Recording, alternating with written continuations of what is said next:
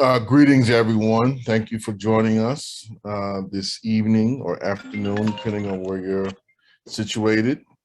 My name is Kali Akuno, your host today, and glad you all could join us for the Institute for Social Ecology's ongoing series about race and the ecology and the world as it's unfolding before us.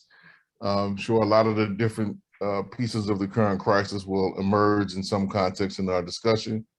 But if not, we're definitely just to give everyone a heads up. There's been a deep request for us to touch on some of the different things that we've discussed about potential, well, now actual war in Ukraine, from some of the series we've done before. And possible developments on a similar front in China, just to let everybody know that we'll be doing some of that in the future. But today, we have, I think, in my view, one of the most central discussions and developments that we should be discussing everywhere in every inch of what is now presently the United States, having a critical conversation around land back and decolonization issues. And I am happy to present to you, I think, an example of one of the most cutting edge developments in this particular field that's moving beyond like the phrase and the slogan that many of us have come to know and tried to adopt and implement, particularly over the last 10 years, as many indigenous movements have kind of come to the fore in the United States and Canada in particular over that period of time, from Idle No More to many of the environmental movements we've seen being led in part by the Indigenous Environmental Network and a lot of the struggles that have been going on there. And that is the case of Dishgamu in California, Northern California, known to others as Humboldt, California. And with us today, we have someone I'm just beginning to build a relationship with, and that is Michelle Vassell, who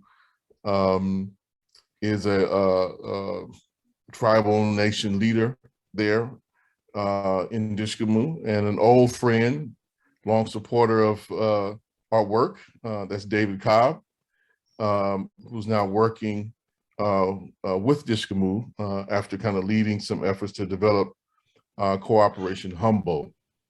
So that's just a little background, and being a little humble, I think they'll tell you more of the richness of themselves and their work in the course of time.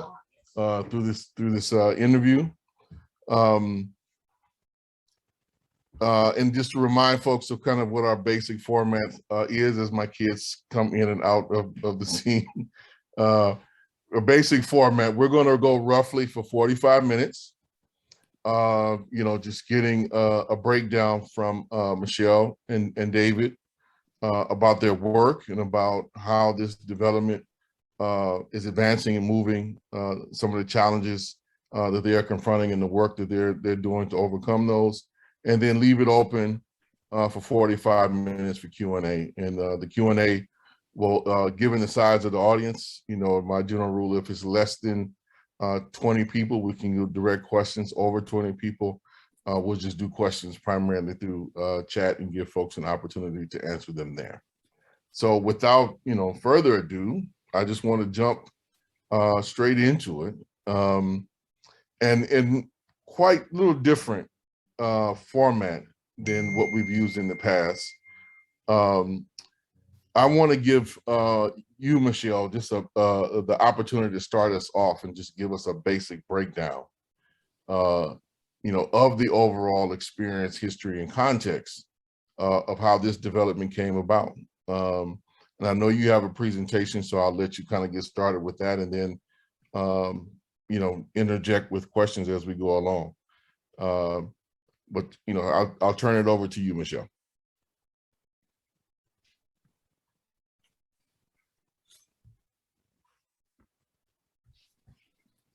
All right. So I'm not trying to, I don't want to make the presentation the focus, but I feel like it's really hard when you're talking, when everybody's like all separated by technology, to help conceptualize things better. I'm a visual person, so I like to put visuals out there. So this is Wiyot territory. Originally, Wiyot people, territory extended in and around Humboldt Bay. Humboldt Bay is in Northern California. I like to tell people it's like Northern California because it's about 6 hours north of San Francisco.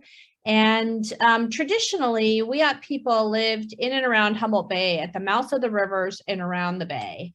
The central location, or the heart of Wiyot country, is an island in the middle of Humboldt Bay called Tuluwat. This is the place where Wiyot creation story says Wiyot people come from. It is literally the place of creation in the creation story. And it also has a very important ceremonial significance, not only to the Wiyot tribe, but the local tribes around here are called the 5 high tribes, perform a ceremony in sequence every year, and it starts with Wiyot people, and then it goes to each of the other tribes hosting.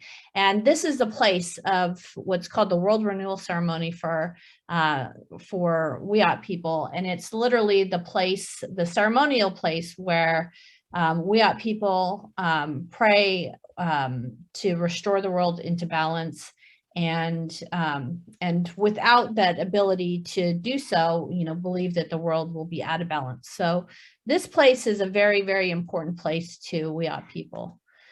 Traditionally, before contact, Wiyot people lived all in this area. Traditionally, they fished and hunted. And, a lot of people think of California Indians as hunters and gatherers. Wiyot people were definitely gardeners. They didn't, they grew native plants in their communities. So they had both, they tended native gardens. But they lived in peace in this area with neighboring tribes. They traded, they had a vast trading network with other tribes in the region. And things, were in balance for many thousands and thousands of years, as David likes to say. He likes to quote Ted, our tribal chairman, for time immemorial. We lived in balance here. First contact with Europeans came through exploitive practices, first with the hide industry that was basically killing sea lions en masse for their hides, which was followed by the gold rush. And the gold rush, I think, had the highest impact on this area. It brought people from all over the world, greedy people that were looking for gold to this area. But it also brought people that were not just looking for gold, but looking to exploit the gold miners. So while gold wasn't found, the state motto says, Eureka, I have found it. And that's in reference to gold. The gold rush itself wasn't in Humboldt Bay, but this is the place that supplied all of the resources to the gold miners, and therefore this different level of exploitation happened, and huge masses of people came to this area through the Humboldt Bay in order to do that. So as part of this, because the place was fully populated by people, and because,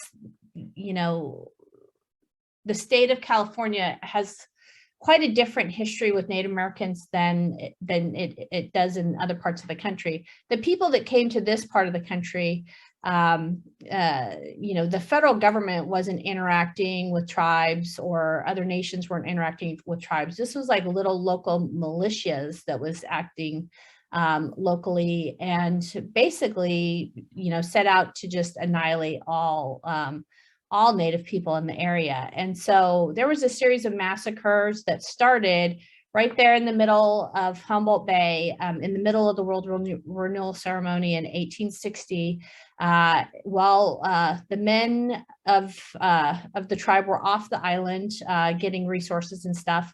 A group of people from the city of Eureka came onto the island in the night, in the dark, and literally massacred women, children, and elders while they were sleeping with blunt instruments that were meant to be quiet so it wouldn't wake people up in Eureka. This particular massacre became famous because we happened to have a reporter from San Francisco who was visiting the area that weekend and woke up the next morning. And if you can imagine, the bay was red with blood. It was a horror. It was horrific murder that happened there. And he wrote about it, and he wrote about it, and then he was promptly run out of town by the locals. But he wrote about it, and it caught the press, and it went all across the world. Eureka got the name of Murderville, and that was headlining all over the country. So, you know, while that story is well known and documented, you can see all these little red dots on the map, these little triangles. These are massacres that happened within the next week that were very similar in nature and also tied in with ceremony. And also happened in the night when people were sleeping. And there's a bunch of them that went on at that time period. So after that, after the massacres, started the relocation era for Wiyot people. And it was supposed to be for Wiyot people's protection. And I say that in parentheses, from local people. Wiyot people were rounded up and taken to a place called Fort Humboldt. That was a place for, you know, another traumatic time period of Wiyot history where people were herded together in this corral that was open. And if you don't live in this area, you might not know that we're very, very, very, very wet climate here. So it's always rainy or always foggy, and we're really, really close to the ocean. So these were really, you know, wet conditions, open air, a whole bunch of people all squished together in open outdoor corral. So it was really, really bad for the health of the people that ended up there. And from there, they were, the people were taken and relocated to 3 different sites. I show them on this map here so you can understand the distance. Smith River is today about an hour and 45-minute drive from here. And just imagine doing that by foot. Hoopa is probably another hour and 45 minutes to the east. And then Covelo is about 3 hours southeast of Wiyot country. So just imagine that these relocations, like, you know, it was repeated. It wasn't, they couldn't keep people in Smith River, so they did it again. They couldn't keep people in Hoopa, so they did it again. And despite the attempts at genocide, despite the attempts at displacement, Wiyot people continued to return home to their ancestral territories. This is the location of what we call today the Old Table Bluff Reservation. It is a piece of property that was actually purchased by private dollars. It was actually funded by a church group, and it was purchased by private dollars in order for Wiyot people to have a home within their homelands. And so this place for many, many years was you know, the property for which people could legally live in this area. And after some time, the federal government changed their practices, and we entered into the allotment period and termination period of the federal relationship with tribes. And so the idea was that they pulled Indian children away from their homes, they re-educated them so they would be culturally not knowledgeable about their culture, and then they were supposed to divide up that land so it wasn't communally held into individual plots, and then they mixed Indian and non-Indian people together in those plots, and then we were, supposed to cease to be Indian people, and then they terminated tribe's existence. So that happened to the Wiyot tribe, and in this particular case, it was not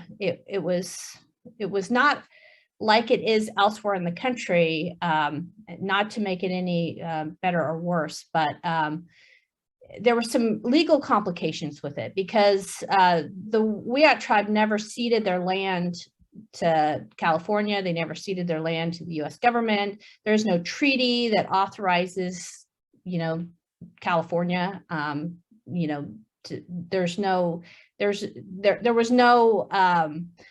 There was no break in the Aboriginal land title. So that was a legal issue. And second, this is private property. This isn't like reservation land that was held in trust by the US government. This was actually private property that the tribe purchased on their own.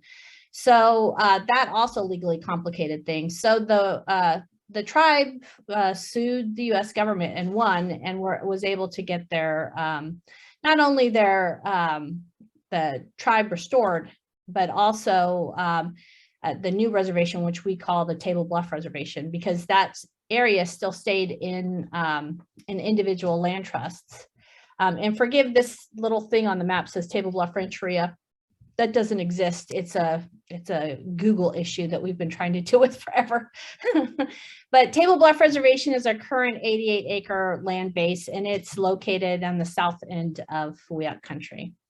So despite all of the things that were going on throughout the years, Wiyot people continued to continue to work towards regaining their land back in their in this place, and specifically working towards return of Wiyot people to the island.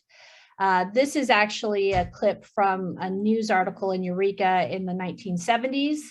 That one of our former tribal council people, Albert James, had gone to the City of Eureka and had asked for the return of the land at that time. And quite frankly, the City of Eureka wasn't ready at that time. But I like to use this quote because it just goes to show, like, from the time that Wiyot people were, but after the massacre, the dream never ended to, like, just not go back to the heart of Wiyot ancestral territory and this sacred place. It just continued to live in the minds of the people that existed in the day. And I think that this effort that we'll be talking about a little bit later was an intergenerational effort that was maintained through generations. And so Albert James was one generation in the 70s, and he had this dream. It says a lot of Indian people have died on the island and many people have danced on it. And I believe they'll dance and sing again. The island was the center of Indian dances and feasts. But he has this vision of, if you look on the far left side, I can see my people's children running along the beach on the island. Their laughter is in the air, and I gazed up at the bay. I could see 2 dugout canoes coming towards the island. So that was in the 1970s. And like I said, the City of Eureka wasn't ready at that time. But later in the 1990s, another tribal chairwoman, Cheryl Seidner, her sister, Leona Wilkinson, and 2 other ladies formed a series of vigils. And they were meant at healing the community. And it is my belief that it was through these vigils that eventually the tribe returned to the island. But it was at these vigils that people showed up, not just Wiyot people, not just Indian people from other local tribes and, other nations, but local people that lived in Eureka, people that lived in Arcata, people that lived in Lolita, people from all over the area that identified this history with the island. And didn't like it and wanted to do something about it. So it's through these vigils where people came together in the dark by candlelight and really started like having a vision about like, what could we do, you know? And in 1999, a piece of property became available on the island that was for sale for $200,000. And mind you, the Wiyot Tribe is a non-gaming tribe. We don't have any funds like, you know, just laying around. But Cheryl Seidner went to the council at that time and said, I think we should buy this piece of property. And indeed, council approved wholeheartedly to go for trying to raise the money to do this. And that started a series of fundraisers that eventually came up with $200,000. It took us about a year to come up with $200,000 in these little grassroots fundraising efforts by selling T-shirts and sweatshirts and buttons and watches and various things in order to buy this piece of property. Well, that was a big accomplishment because for the first time since 1860, Wiyot people were legally allowed to be on the island. But this island, this piece of property that we purchased was an environmental hazardous waste site. It had been a dry boat yard for over 100 years. I think it was 150 years. And it was left in this dilapidated state. And it was, we did the phase 1 and phase 2 environmental assessment before we purchased the property. And we knew full well what state it was in, but it was in a horrific state. And so as soon as the property was purchased, the fundraising efforts began to try to restore this place. And mind you, this is a traditional village site. This location happens to be the place where the World Renewal ceremony would happen. So this was our idea. This is what it would eventually look like, is that eventually the boatyard would be replaced by a dance site and the place would be restored and we'd be able to dance again.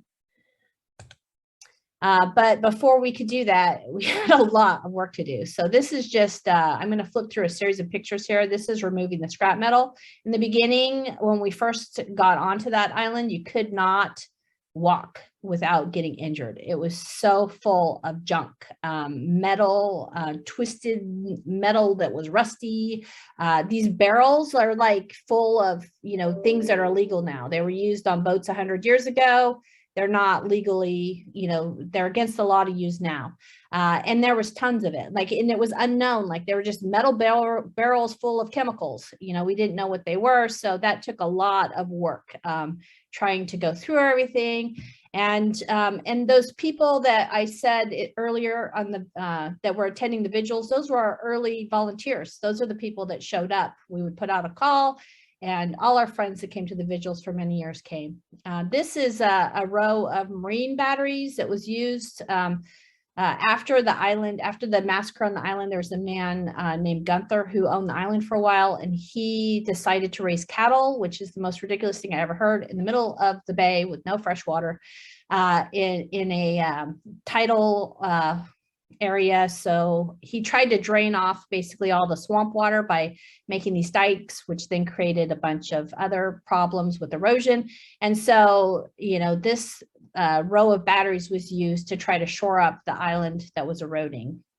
And just imagine every day the sea is coming in and washing over these batteries. The sea is washing out. The sea is coming over those chemicals. The sea is washing out.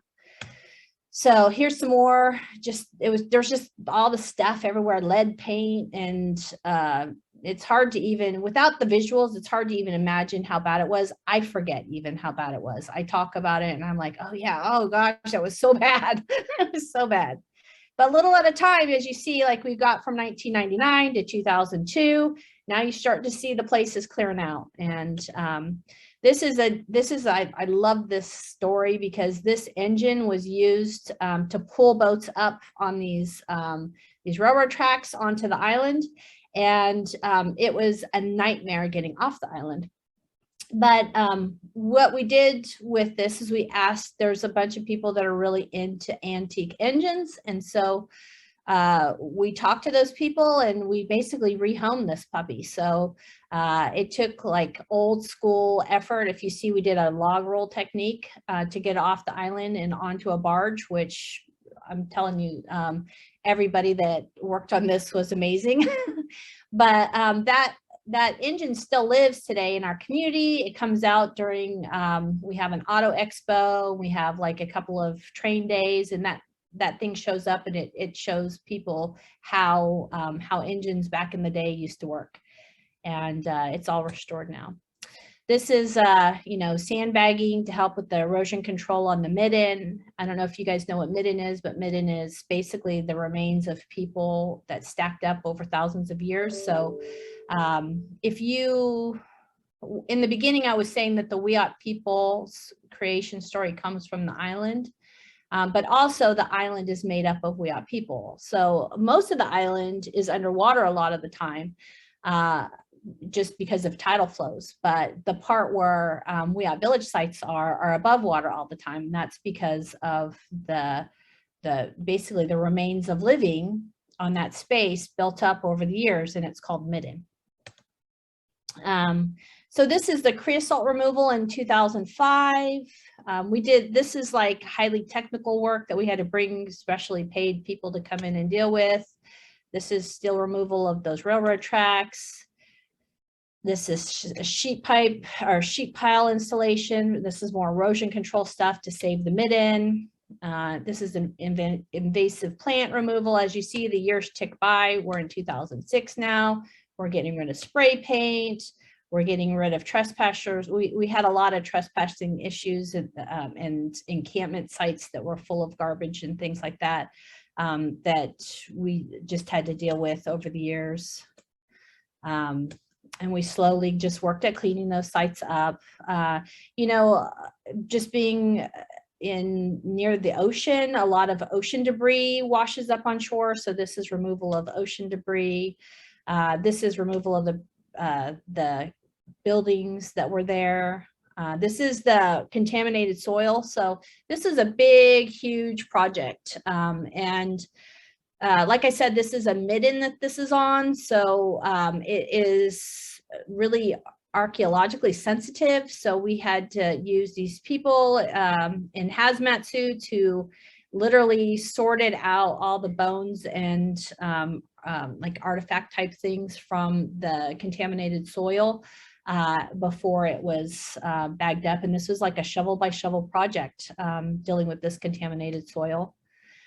This is how the soil was removed. These were all incinerated. And then this is restoration of the bulkhead. This was actually so dangerous that it actually at one point dislodged and caused a marine hazard. So we worked on the bulkhead and fixed that up, and then just kept on working over the years. Here's 2011, here's 2012. It just goes and goes and goes. This is actually the testing. So after the soil was remediated, we spent a number of years testing ground wells to just make sure it was clean before we could get a bill of approval from the EPA that it was fit for humans to be at again. And then the final treatment was done to the contaminated area. This was at the time a very new treatment. It's called Kulox, and it basically like sealed the soil so it didn't the toxins didn't fly around. Let's see. So this is on a low tide area. You can see how much from that beginning picture I showed of just the massive amount of debris has all been cleaned up, and all the buildings are removed at this point. And this is at a high tide. So you can see again how, imagine all that stuff was there, all those chemicals were there, all that lead was there, all those marine batteries was there, and then the ocean will come in and just wash over that. And I really wanted to point that out to you guys, because this project that we did, in the middle of Humboldt Bay, I don't think when we were doing it, we were realizing what impact it would have on the bay itself and the surrounding area. By cleaning up this particular site, it improved water quality for the entire Humboldt Bay. And by removing we have a real problem in our area with this invasive species called Spartina. By removing the Spartina on the island, we didn't realize how much we would affect Spartina in the whole area.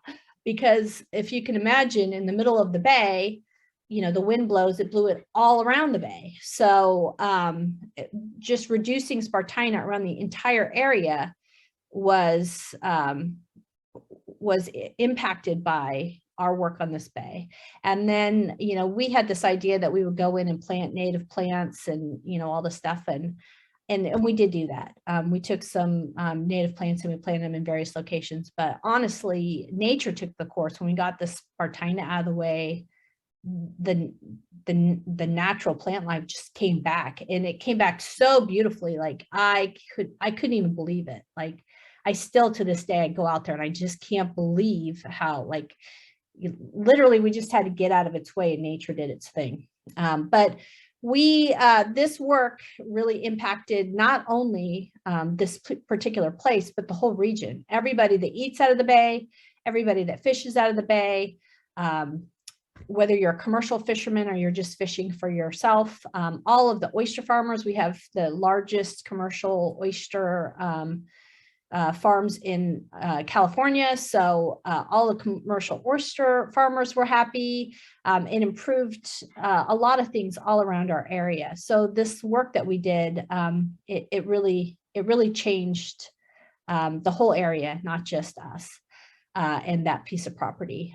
So, while we were doing all this work with our friends and neighbors, we started to develop relationships with the City of Eureka. The city owned the property right next to ours. When I showed you previously the wall of batteries on the midden, that was actually on City of Eureka property. Because we didn't know where the exact property line was. We were just trying to do the cleanup work. We just were working where the problem was and not necessarily like the property line was. And so in doing that kind of work and seeing what we were doing on the island, we really developed a trust with the City of Eureka, and we have over the years developed that more and more. So in 2004. The City of Eureka, and this is at the top here, this is our original group of city council, that they approved the transfer back of 40 acres to the Wiyot Tribe of land adjacent to the 1.5 acres that we purchased. And that was historic because nobody ever had, no government had ever given back land to a tribe without being forced to by, some court battle or, some other thing ever, and they did that, willingly without being made to do it because it was the right thing to do. And so, we worked with that part of the island. Once we got those 40 acres back, we started doing the same invasive species work that we were doing on the 1.5 acres. We continued that across the additional 40 acres.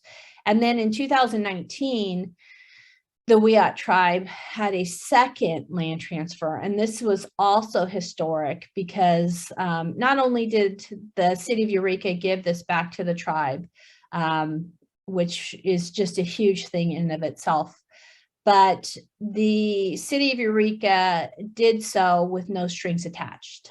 In the first land transfer, there was all kinds of language in the title that said things like, you're not allowed to build a casino on it, and you can't put it into trust, and you can't do this with it, and you can't do that with it. It was a laundry list of things that you can't do.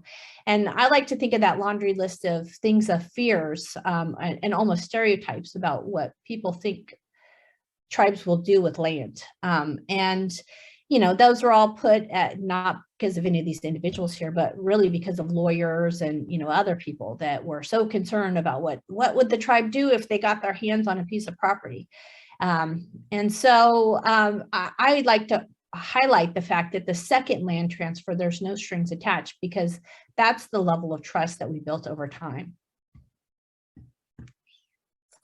And this is kind of a showing of 1998 and 2011.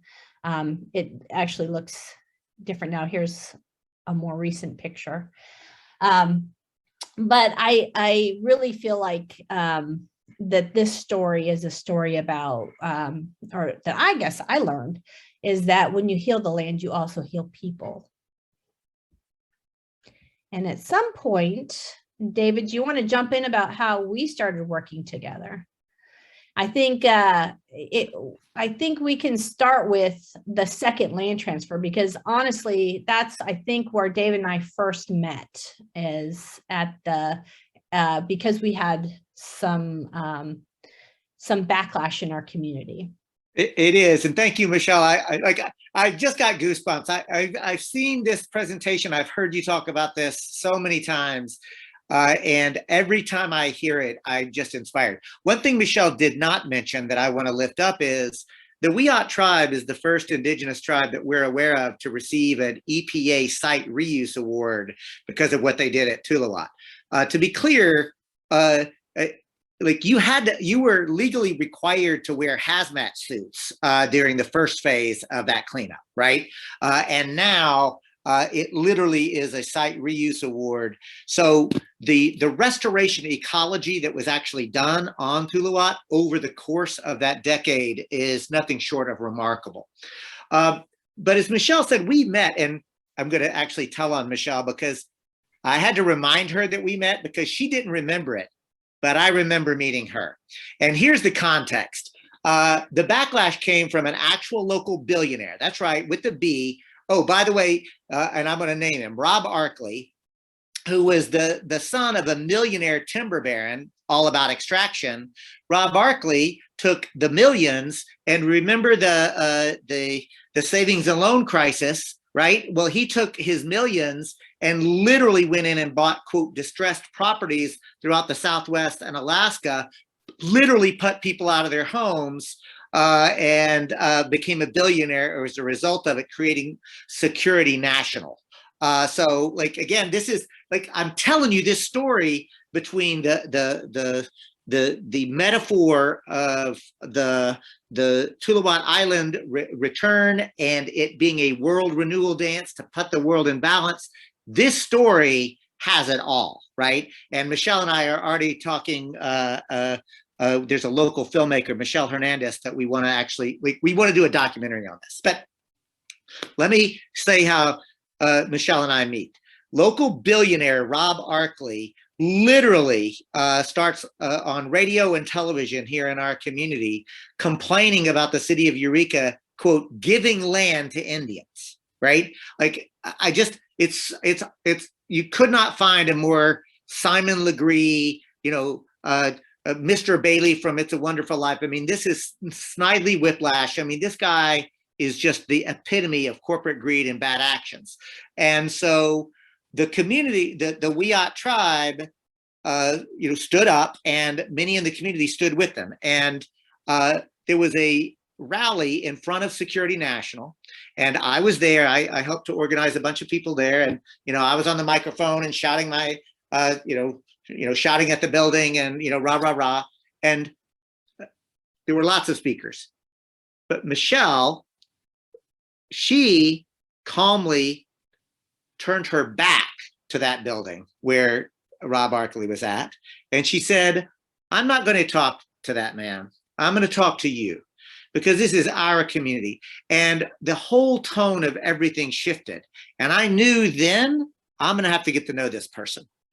And Michelle, I actually went to get this because I actually have this in my window. Do you remember this one? Yeah. So this is what, 2004, 2005, where that rally was. I still carry this, right? Because because it's meaningful to me. And that sign said, "We stand in solidarity with the Wiyot Tribe." So from jump, the Wiyot put out a call. Many members of the community, both indigenous and non-indigenous alike. And by the way, remember, when I say indigenous, I mean Wiyot and Karuk and Yurok and Matol and Sinkian. Like, you know, like we are Indian country here. Like, that's something I think that people need to understand. But wait, there's more, because the return, we fought that back, and we did in fact win that. But then a few years later, you have another example where Terrigen, which is a big, huge transnational corporation, wanted to come in and put a huge industrial wind farm on one of the high holy sites for the Wiyot people, which was right at the Matol and Wiyot boundary. So it was archaeologically significant. It was a prayer site. It was a very important site.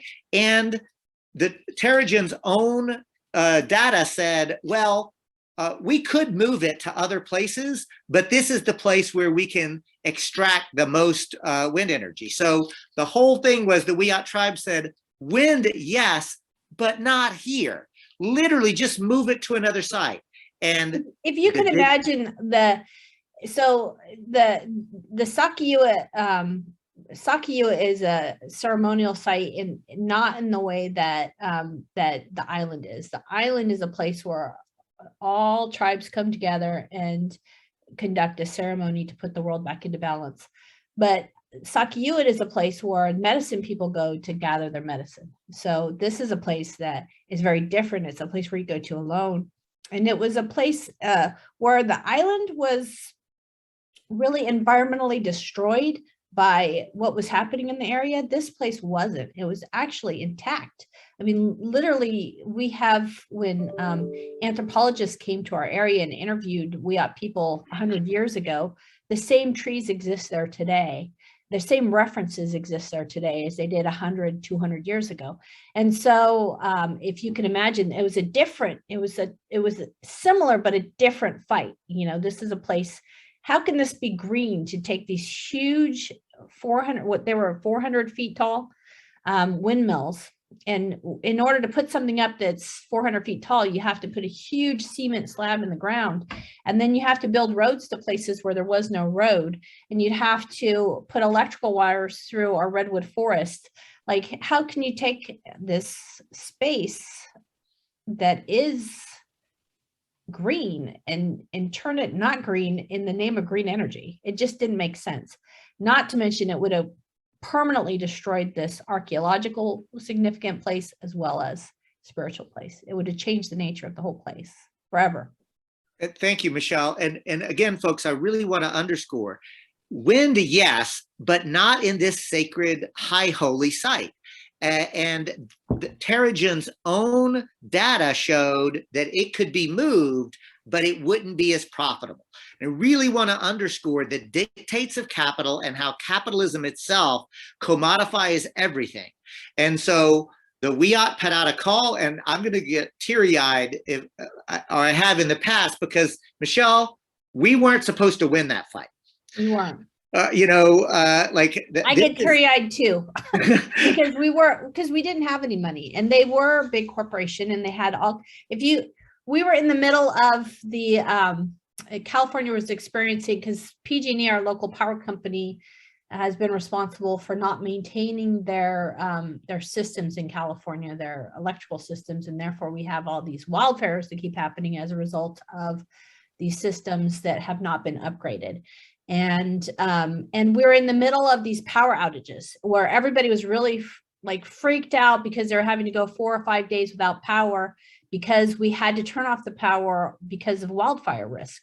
And so they were totally using this as marketing strategy. So when our power was out and the only thing you could do is listen to the radio, they were blasting the radio with these ads talking about how all you have to do is approve this giant windmill thing, and then you could have your own power.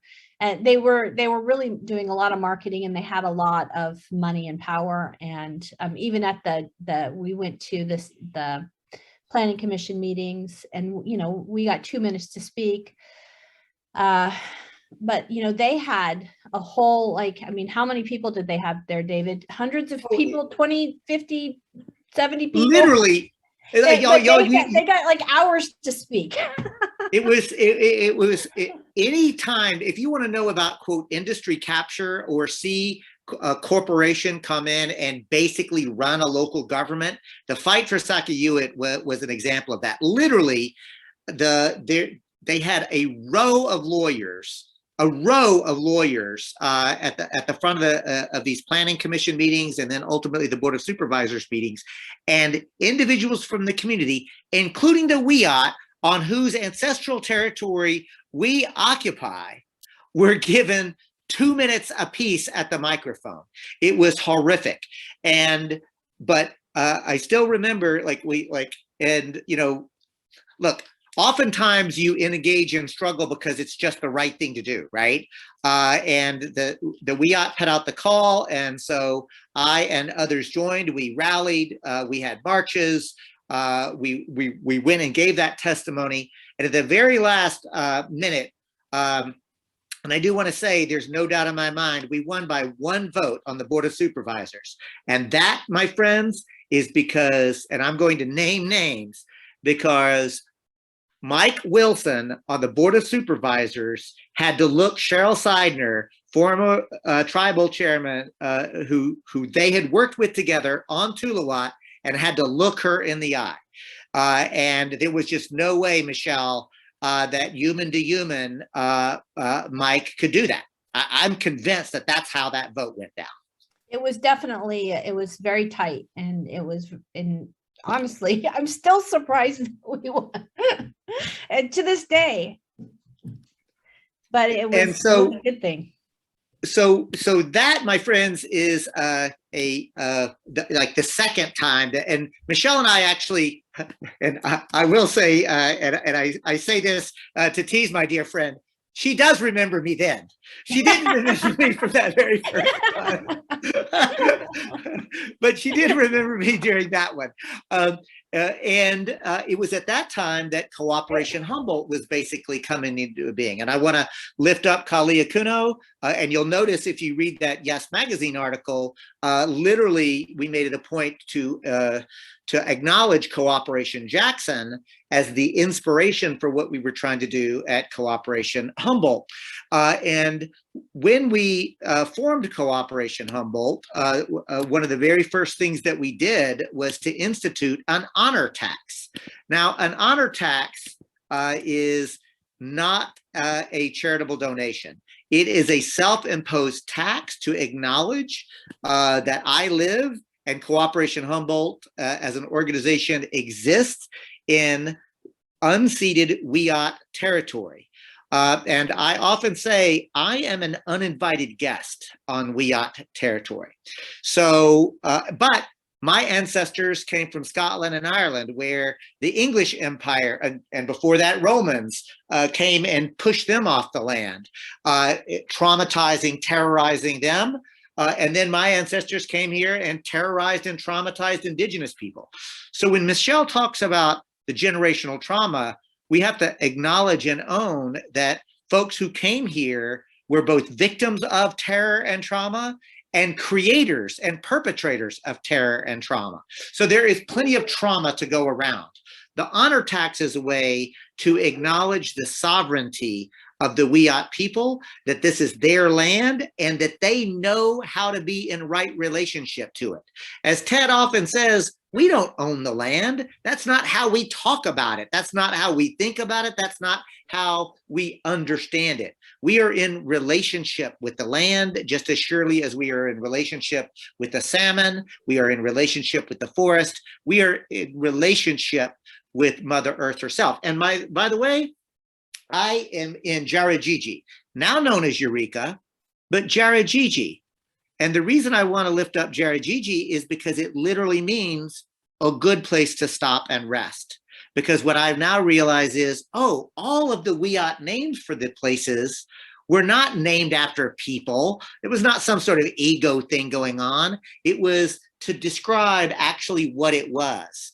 Rudini, now known as Arcata, was over by the big trees. Like, you know, you just go down the list and what you find is it's how they think about the land. So the honor tax we began to pay. And, you know, Michelle, I feel a little silly telling the story, but one time Michelle and I are on one of these, right? And we talked about the honor tax, and she said, "Oh, well, here's an example." So Cooperation Humboldt didn't create the honor tax, right? But we promoted it. And if you'll remember, Michelle, when we first got started, I went to you and Ted and asked for a conversation. I thought of it as a consultation. Michelle said, "David, you just came and talked to us in the right way." Right, like that's, if you work with Indian folk, you'll hear that phrase a lot. In the right way, right? Do things in the right way. I thought of it as a consultation. She said, "You came and talked to us in a way that most white folks don't do," which was, "I want to do work here." And I had read Cooperation Jackson Rising and the importance of really situating yourself to wherever you are. And so where I am is Wiyot territory. So I said, "I want to come. We want to talk about what we're doing." The honor tax was one of the things. But here's the thing. So we were just last year, we were on one of these. Do you remember this story, Michelle? I do. If I was in my office, I'd go pull the file right now. I literally pulled the file out because this is the pre-Cooperation Humboldt file. Pretend like this is me pinching a file that was this much. And, people did it. But it was mostly people in Indian country that did it. It was other tribal nonprofits usually. And a few just good-hearted people. And then Cooperation Humboldt started promoting the honor tax. And when they did, it changed to this thick. I expressed to David how it's because, we work in our own little indigenous circle, you know what I mean? And he had access to people outside that circle. And so it's really important, I think, when you're doing work in your community to include different circles of people. That's where the real change happens. And I'll also bring in George Friday. If y'all don't know George Friday, she's a powerful mentor and friend. And she often uses the phrase, the judicious use of privilege. And that is, if you are a white person, or if you're a male-bodied person, or you're a straight person, or a Christian person, there are opportunities for you to engage, and it's our responsibility to do it. So I did ask Michelle and Ted if it was all right to begin to promote it. And they said, "Well, yeah, of course." But the point is, I did want to make sure that I was acting appropriately. Right. And so when I got their approval, then I actually began to shame other white people. Shame is maybe a strong word. Well, I inspired them to do the right thing, because I do think most people want to do the right thing, but you have to help them, right? So I don't think I shamed them so much as I tried to inspire them to join us. Well, also, I think that a lot of people don't understand how, there's a lot of stereotypes that go along with tribes. So I don't know how it is across the country, but here everybody thinks tribes are rich. They have lots of money. They see dollar signs when they're talking to a tribe. They're talking to somebody who has lots of money. But it's actually, most tribes aren't rich. They don't have lots of money.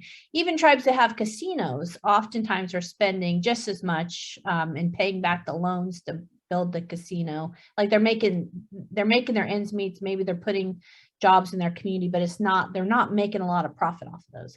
But not every tribe has the opportunity to have casino, and we're one of those tribes. We're one of those tribes where we had negotiations with the state compact in the late 80s, early 90s, and it has had multiple governors' signatures on it, but it's never been ratified by the state legislature. And at some point, the tribe took it to a statewide ballot.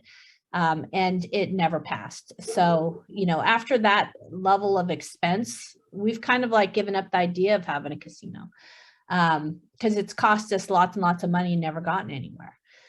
But even if we had a casino, this idea that as a government, we have to run a business in order to extract money in order to do our government functions.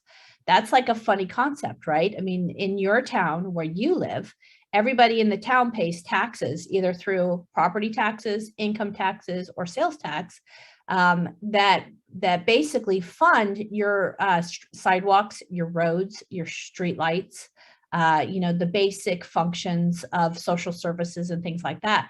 For tribes, we don't, like some other government came and imposed themselves on our land, and we don't have the ability to tax people. And prior to that, we lived in balance with we didn't need to tax people. We had traditional forms of government that took care of the people in our lands.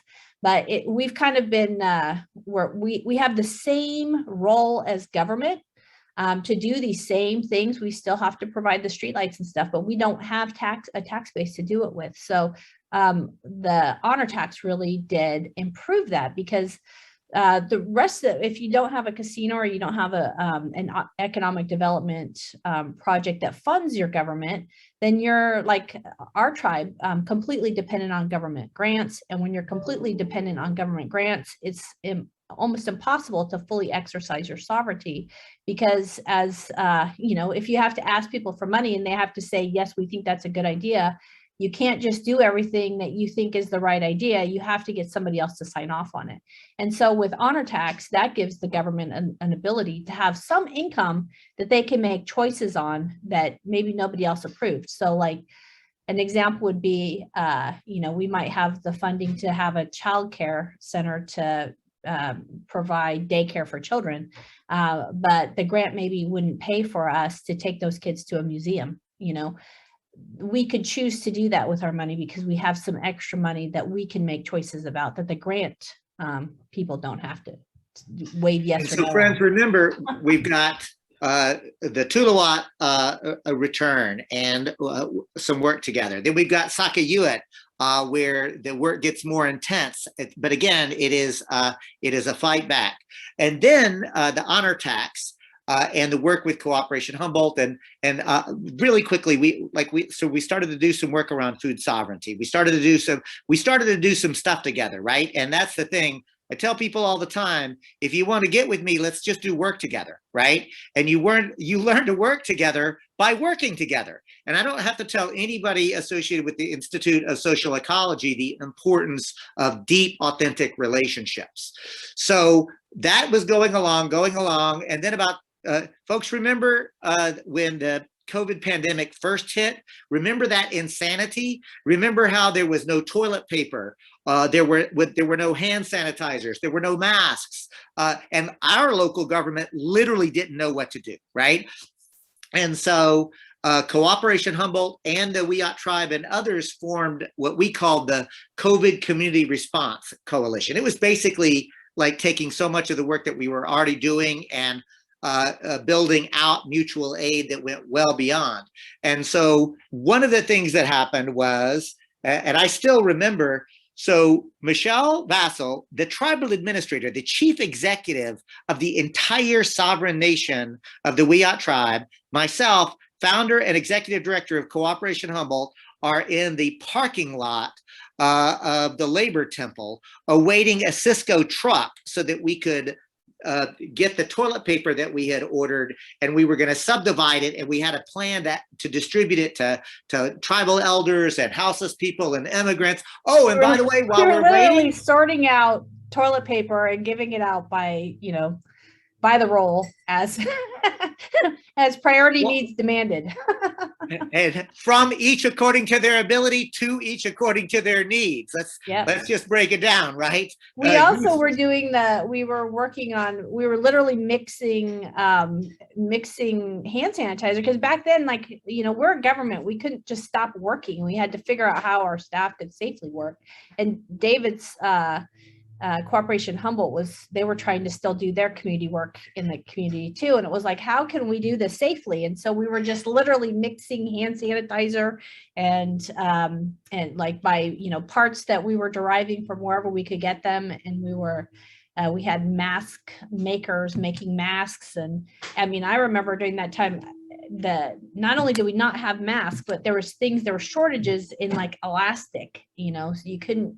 So we were cutting up rubber bands and using those to make elastic, or making the holders for your ears. So all that was happening so that we could keep doing the work that needed to get done, because elders still needed their Meals on Wheels delivered. And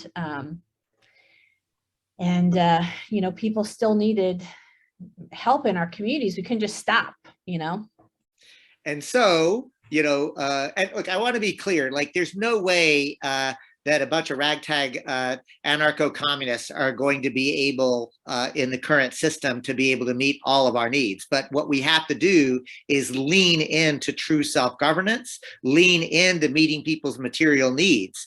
And that's what we were doing. And Michelle, in that parking lot, she chuckled and said, David, we keep showing up for each other in reaction to all of these different things. What would it look like if we actually decided we wanted to do something together, right? Affirmatively.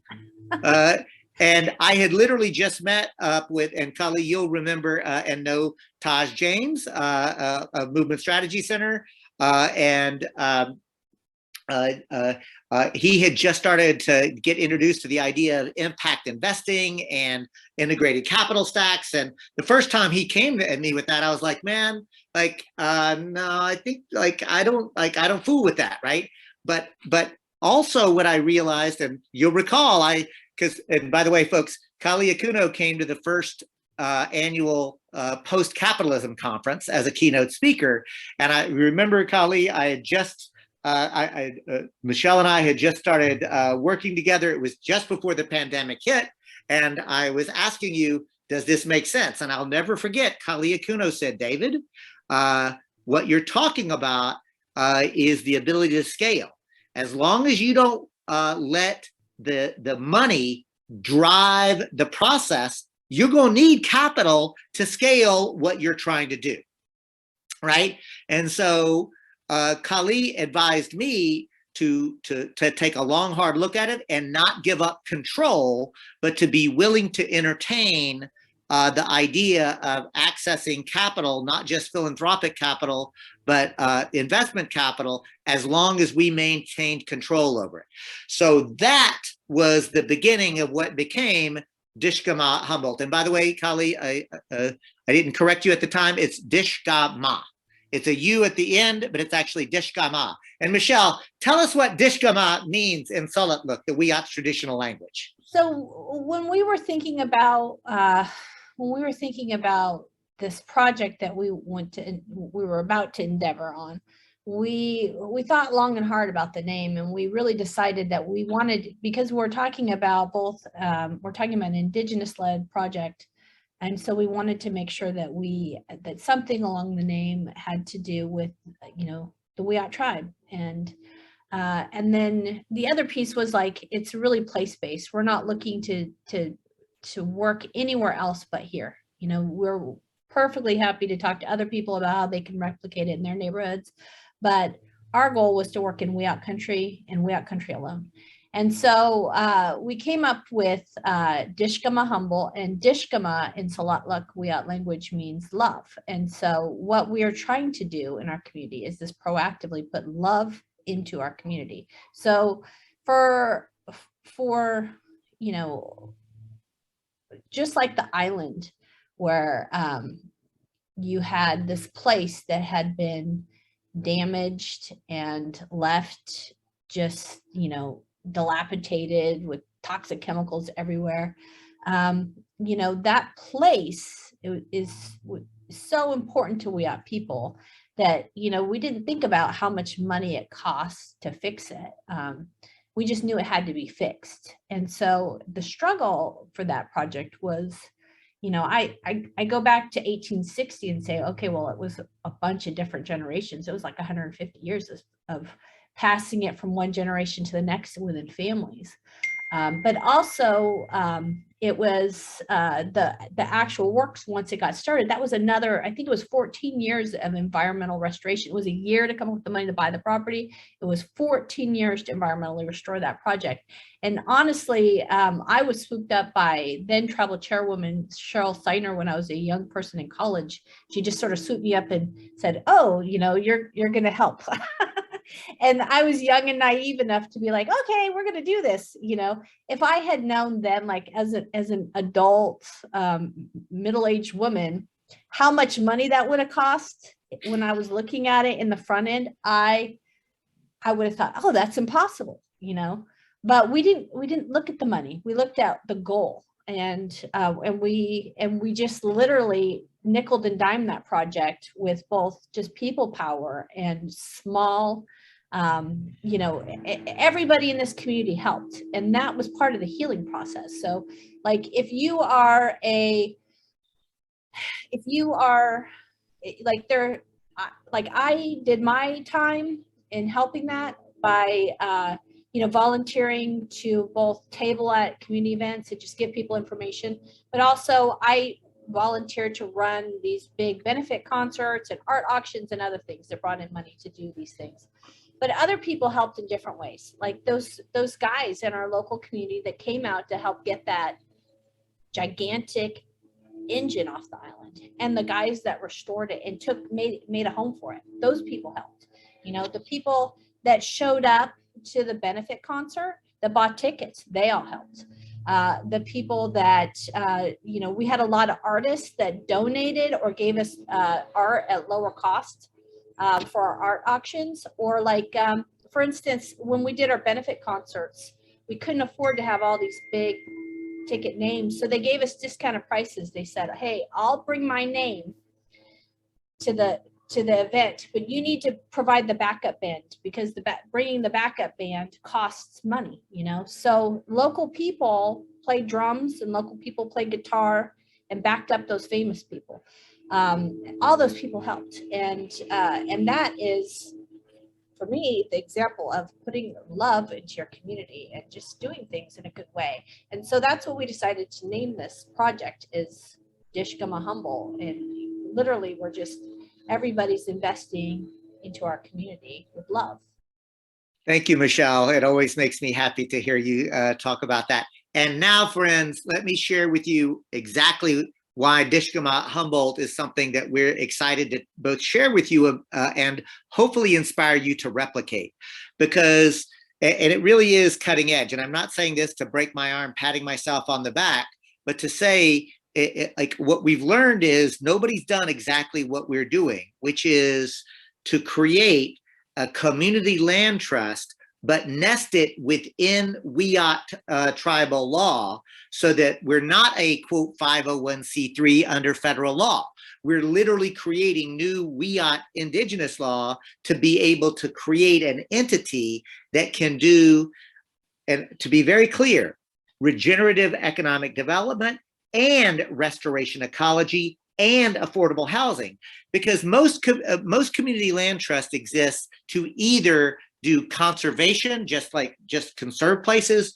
There are some, and you know, we can lift up the East Bay Permanent Real Estate Corporation, the Boston Ujima Project. There are more and more coming online that are doing affordable housing, right? So yay that. But Dishgamu Humboldt is literally set up to be able to do both restoration ecology work and regenerative economic practices and affordable housing. So there's literally within Dishgamu multiple types of projects, clusters of projects. But wait, there's more, because what we're also doing is working with, and I'll just be honest, like, so I think of myself these days as a Marxist developer, right? Because I want to develop, but because, by the way, all labor generates profit, just like all development generates profit. But the difference is I am taking just the same base rate that I would get as a community organizer, as a developer, and all the rest of that money just gets put back in to the people, right? All power to the people, all profits to the people. And so the idea is, as we do these projects and we generate profit, we're taking the profit motive completely out of development. All our projects are about decommodifying land and take it off the speculative market. And if you don't know how affordable housing currently works, straight up, y'all, it's a racket, right? Like, here's what happens. A big developer will come in, work with government. Let's say Kali is the government rep and I'm the developer, and I come in and I say, okay, government, you've got, I will develop this quote affordable housing. I'm gonna get federal tax dollars. I'm going to get market tax credits. I'm going to stack all of these different tax incentives in order to provide affordable housing in your community, right? Yay that. I'm going to get rich even on the initial end of it. Guess what happens in 30 years to that property, y'all? Do you know? Kali, you know what happens to it. I'll say it. He's on mute. Go ahead, say it. What happens? It just returns back to market rate. And who owns it, Kali? Basically, the developer owns it. The developer owns it, right? So what Michelle and I are saying on Dishgamu, we're codifying affordable housing in perpetuity. What we lawyers use the fancy way to say forever, right? So as we do the development projects, we are already changing the ownership structure from jump. And as Michelle likes to say, we're going to do deep green, right? So we're looking at laminated mass timber projects, which sequesters carbon and is something that looks appropriate here. So we're working with UXO Architects, by the way, the only worker-owned architecture firm anywhere in the state of California so far, to look at building a 4 or 5 story laminated mass timber affordable housing project right in the heart of Eureka, because another thing that we're not going to do is contribute to the urban sprawl, right? We're going to look at urban footprint and come in and build on existing footprints. And as Michelle likes to talk about, she teases me because I've got a real love for the old Victorians that are here, right? And so there are so many old, beautiful, faded ladies that just need some love too. So let's bring some Dishgamu there and rehabilitate the same way I see y'all doing in cooperation in Jackson, Mississippi, by the way. So Dishgamu is a new cutting edge way to engage in regenerative economic development and building practices. But the real key, my friends, is it is Wiyot led. We will not do a project that the Wiyot Tribe, through their elected tribal government, does not approve. And I want to encourage folks to begin to develop the kind of relationships that you've heard from me and Michelle, because once you develop that relationship, Michelle's got a phrase, how quickly are we moving, Michelle? At the speed of trust. I love that.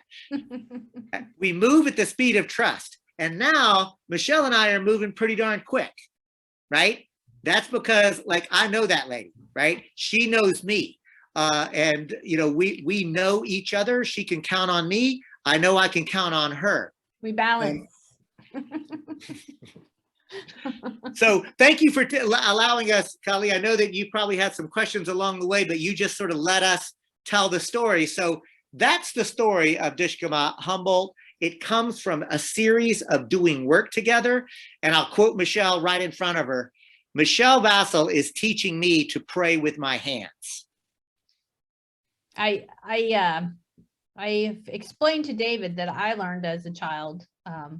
My grandma always taught me that everything that you do, when you're doing it, you have to do in a good way, because that's how, if you invest negativity in something, then it turns negative. So you have to do everything you do in the right way, which is, with love. Well, I want to thank you both. And I know it seemed like you guys were a little bit pressing for time towards the end. I was just gonna let it go on because I just, I learned more today than just personally than I knew before, and I know and have been studying a lot of this this model and example.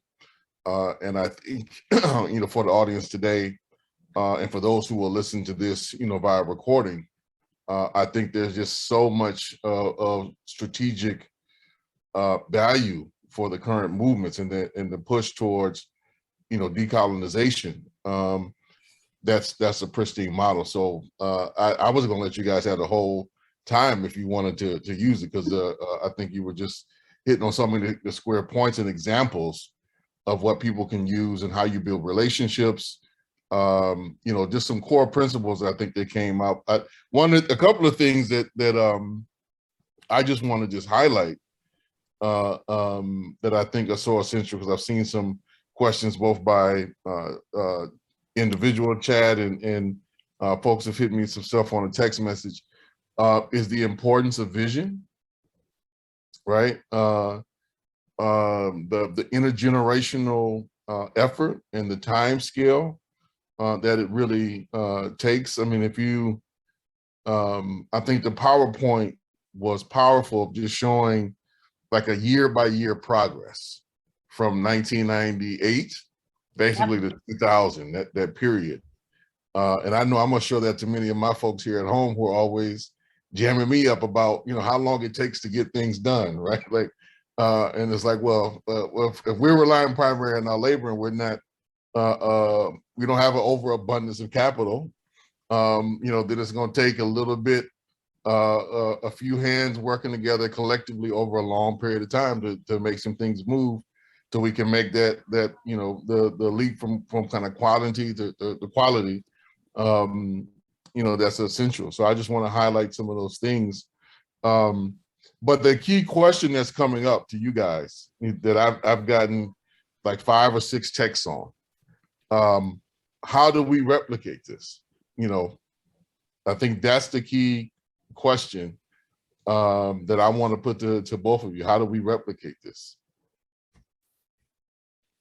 Well, Joe, you want to? Yeah, go ahead. I think that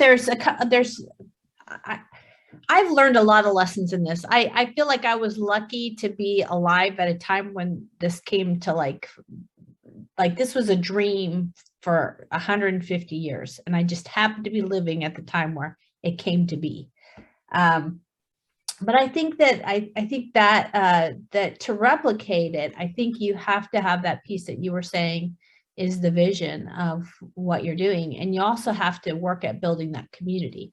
Nothing would have happened. Nothing. I saw someone in the comments was talking about basically this area being very liberal. And in some ways it is. In certain pockets, it really is. And in other pockets, it really isn't.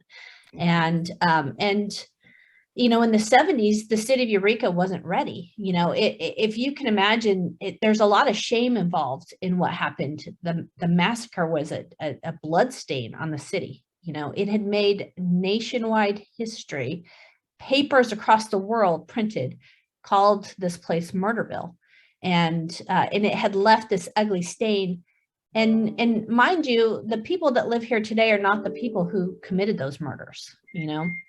But there was a lot of shame and not wanting to talk about it openly in the community. So just having open discussions about it, I feel like those vigils, what changed things in our community is having space to come together and speak about it out loud, and also just, you know, be together, both Indian people and non-Indian people together in one place, in prayer about it, and that place of healing, I think, instead of, you know, holding up signs and yelling at each other, is not what won Sakyue. It was relationship building. And so thinking about that, how we can work together as a community to speak, you know, honestly about our history and the place that we live, and working together as a community to change it. That's the other piece I think that was a big learning thing for me, is that just because something's history doesn't mean it's permanent, you know, because we changed that place. We literally changed it from this site, that we changed history because the site was known as the massacre, and it was, oh, we don't talk about it. Nobody in school wanted to talk about, oh, it's too ugly for the children to know. You know, but we changed it now. We made worldwide papers again, twice now, for the actions of the city to change that history. So changing history is possible, but it doesn't take, it doesn't happen overnight, and it takes a lot of work over a long period of time. And that work is like, you know, relationship building and trust building. And in my belief, you know, hard labor. I mean, it was getting together with your neighbor, moving that gigantic, you know, engine, or just picking up all that scrap metal. That's the kind of stuff that builds relationships, and then the benefits for everyone in our community. You know, when people start to see that what happened on the island whether you participated or not, you were impacted by it. The water is better for everyone. The fishing is better for everyone because, you know, we didn't realize the impact we'd have on eelgrass either. Eelgrass is a place where marine life, it's like their little nursery where little baby animals grow up in the eelgrass, and eelgrass is in shortage across the state. Our eelgrass we have the highest level of eelgrass in the state, and therefore, you know, our fisheries improve. So that is all, you know, it's all connected, and we're all connected in the work we do by investing in our community is a good thing. And I keep telling people on these interviews that we need to stop saying, don't buy that place because it's you know, because when you buy a place, you're worried about the liability of environmental disaster. Well, at some point, somebody has to take responsibility for that. And so somebody needs to buy that place and do something different. And we have to change our mind about thinking about these places, that it's not just about how you,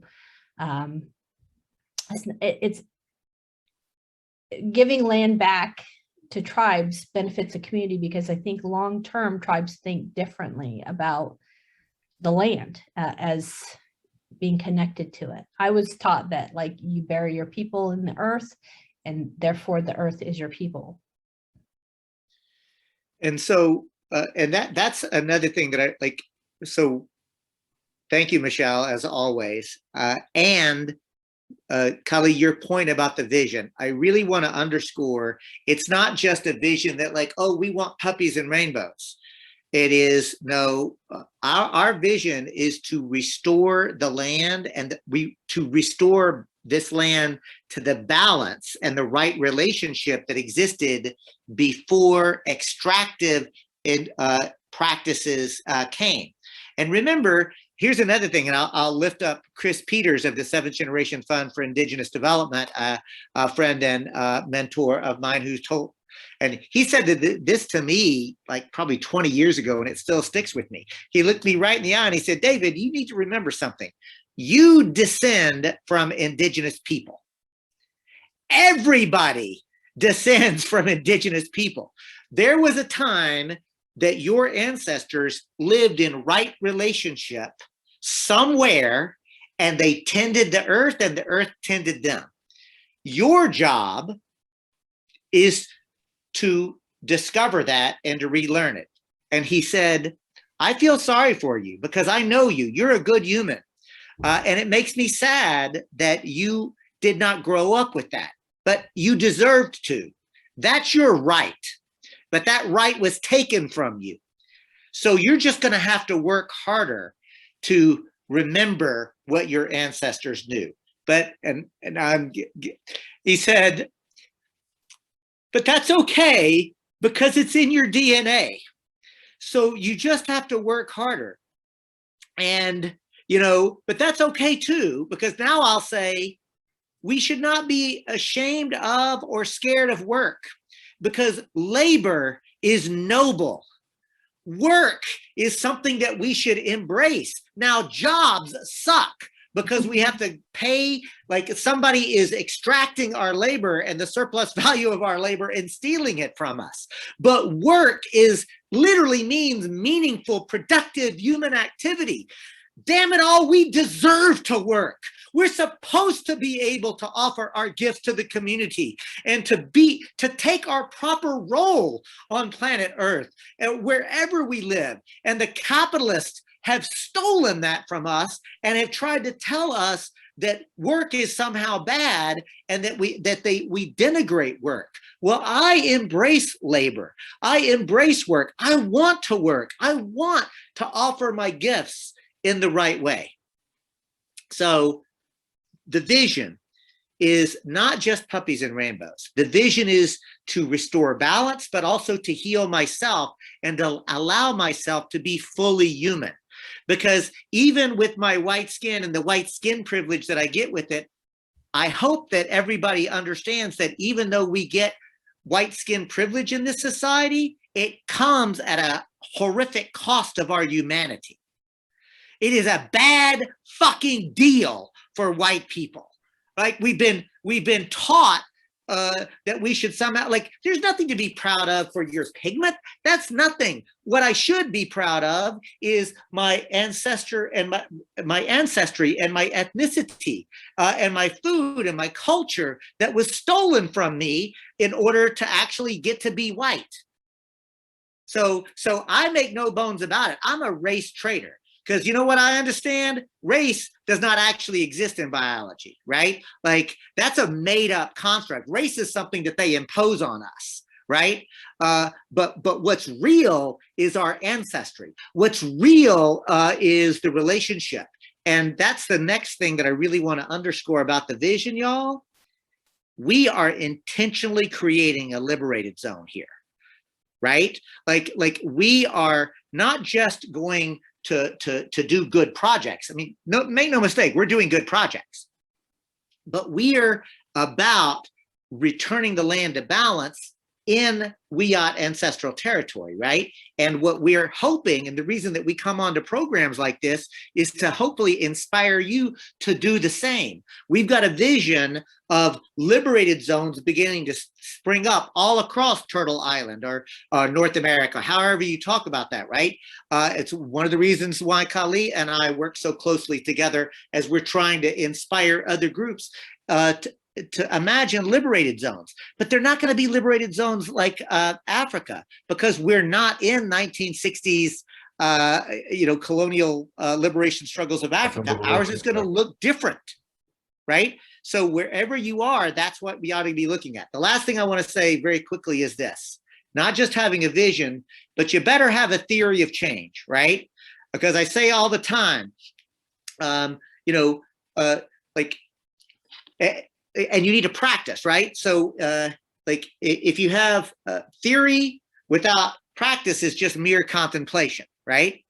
But practice without theory is just doing stuff, right? Like the whole point is to have a theoretical understanding, to design plans, implement them in the real world of via practice. And here's the kicker: constantly be willing to reevaluate, challenge yourself, learn from your mistakes, fail forward, right? Constantly recognize that if you're actually in the real world as a matter of praxis, you're going to have to learn to make adaptations. And that's one of them. I hope I don't get in trouble with Michelle. Because that's the Wiyot Tribe right there. What we're really heading to next is Dishgamu becoming we are talking about me becoming employed, giving my labor to Dishgamu, right? So I'll be transitioning, and my pledge to all of you is I'm going to do most of my work here, but part of my work is supposed to be to both inspire and help share best practices with people who are attempting to do it in your local community too. I'm gonna let everybody go in a quick second, but one question I do want to ask, I think it's important, on this thread. Question for you, Michelle: when did the visual start? How long was that organizing process? Are you talking about the island or Dishgamu? For the island. I think like visioning the return to the island always was there, as well as returning to this place, because people were horribly displaced from the place, over and over and over, relocated. And regardless of where they were taken, they came back, and so there's that. So there was always a vision to return to the island, but then the vision, I think, for the purchase, so the vision of the city owned portions, I think really came together in the 70s, and it was a group of people working through a nonprofit. A lot of tribes that were terminated became they continued to act. They couldn't be governments anymore, but they created nonprofits to do the work of government. And so in this case, a number of local tribes had come together and created this nonprofit, and they were able to to work together on some of these things. And this vision really comes out of that time period in the 70s of the City of Eureka returning pieces of property to the tribe. But it didn't happen because the city wasn't ready. And then I think in the 1990s, it really culminated with the combination of the vigils and the leadership at that time that was not just Wiyot, it was Wiyot and non-Indian people combined. And I think that vision together and the community building that happened really all came together to focus that vision into something that was real. And, you know, I really feel like it was, for me, it was Cheryl that was the leader of the vision. I think that she was able to really help people to bring that all together. So about 20 years before, you know, I'm just trying to give people a scale for you know, the record, like 20 years before, you were saying like in the 70s, that really picking up. I think in the 70s and then 90s. 70s and the 90s. Probably So about 20-year jump. 20-year jump, yeah. Yeah. And I'm highlighting that because a lot of people always look, I think, at some of our work, you know, in Cooperation Jackson. I think they see, in particular, the last 10 years of what we've been able to accomplish, you know, with like with the Fannie Lou Hamer Land Trust and the things, the co-ops and stuff that we've been able to build. And we always try to stress that we are just another generation moving on a vision. Like that vision already existed. So we are like the children and the grandchildren who are now executing that. But it was already there, and it was very important to continue that. And a similar thing, you know, in our case, it's not like these ideas that we are now implementing or struggling to implement were new. The conditions for many of these things just were not right, you know, in the 60s and 70s in this community. But it was through all the organizing work and the struggle that laid the foundation for now what people kind of see, you know, kind of emerging through the cracks to kind of, you know, develop and take root. And so a lot of this work really takes some time. And it's part of what David was saying, we're going to have to really invest in it. Now, I think our deeper challenge is now recognizing that there's kind of, you know, the global climate and ecological crisis is putting some hard deadlines on us now. And so there's a way in which we're going to really have to figure out how to accelerate this relationship building and the consciousness transformation that's going to be required to establish, you know, right relationship, right, with the earth. And I think some things that we see, you know, there have been some tremendous leaps in consciousness at different periods, and I think we're on the cusp of one now. That's my own argument. And I think this piece around the liberated zones that you mentioned, David, like that's just, we're trying to lay a foundation for that real kind of leap that I think is coming down the way that we've seen, you know, iterate in a couple of different ways, you know, in recognition that there's going to be a lot of energy, you know, to try to stop that from developing, you know, which is the dominant thing we see at play now in the politics of empire here in the United States. But I always let people know that despite how powerful the Republicans and the neo-fascists and the neo-Confederates appear to be, right? They're better financed than we are, currently better organized than we are. Like, there's no question about that. But they are in the minority, right? They are absolutely in the minority. And there are more folks who are actually engaged in trying to do productive, you know, restorative work than their number. Our challenge, I think, in this period is how do we combine all of our energy in the food sovereignty work, you know, the decolonization work, in the co-op work. How do we combine all that together in organic ways that then, you know, lay the foundation for new transformative relationships that are not built on extraction and exploitation. So I think, you know, this is our major piece of what we're going to have to work on. But I'm going to stop the preaching. I don't like holding people past the hour. and a half, particularly our presenters. Michelle and David, sorry everybody we didn't get to a whole line of questions. I want to first of all invite you back for maybe a second round in like maybe a month or two that we can do some of that if you all have some time, because there are a lot of rich questions that I'm getting both from the chat, but more so from folks who are on the text asking some questions that I'll present to you all, and let's do another round of this. But thank you for this. I think it's been truly a blessing, to hear, to learn from, to know that this example exists in the world, that there's some key lessons that people can draw upon and try to practice in your own communities. And I really just want to thank you all for this work and the circumstances that really brought you together to create this beautiful project. So, and then to everybody, thank you all for participating. We'll be back next month for another round in this series. The next two rounds, we're continuing along in this thread. We're going to have Tom Goldtooth from IEN, Indigenous Environmental Network, as one of our speakers, and then Nick Estes talking about the Red New Deal coming up soon. So that's where we're headed. Please tap in, let your friend, family, comrades, cooperators, and everybody know to tune in, so we can all get a little bit more grounded and learn and deepen our practice. Thank you, everybody. Good evening.